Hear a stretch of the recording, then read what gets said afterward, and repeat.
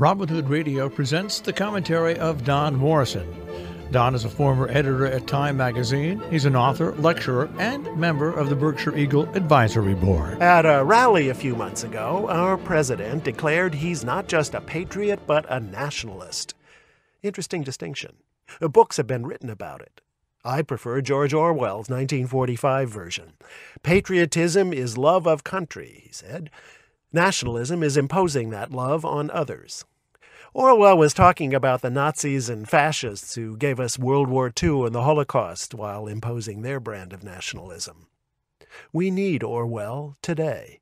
A new kind of nationalism is on the rise. It's sometimes called populism or nativism. I like the term ethno-nationalism. It captures the movement's fear that immigration threatens a country's ethnic purity. The ethno-nationalists have formed opposition parties all over Europe. They're partly to blame for Brexit in the UK.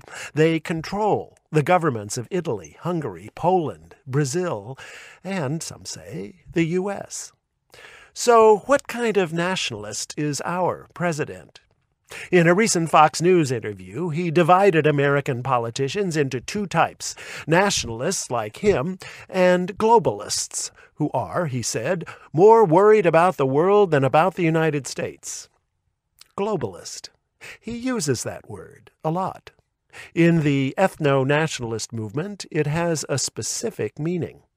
A cabal of international-minded, mostly Jewish financiers and policymakers like George Soros, who allegedly control the global economy and much else. The Anti-Defamation League calls the word globalist an anti-Semitic slur.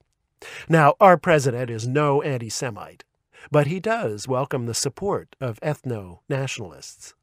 Worse, he's articulated several of the movement's other key positions.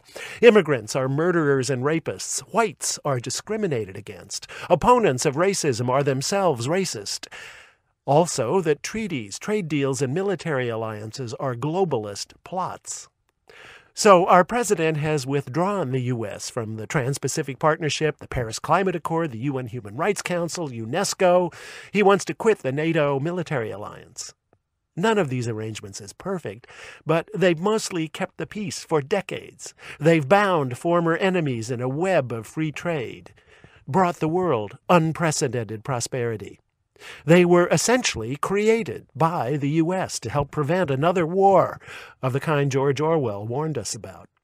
So the next time you hear somebody say they're a nationalist, remind them what happened the last time nationalism got out of hand. I'm Don Morrison. Don Morrison is an author and editor. He's taught at universities in the United States, Europe, and Asia. He's the European editor of the British magazine Port and a member of the Berkshire Eagle Advisory Board. He lives in Paris, Miami, and in Berkshire County.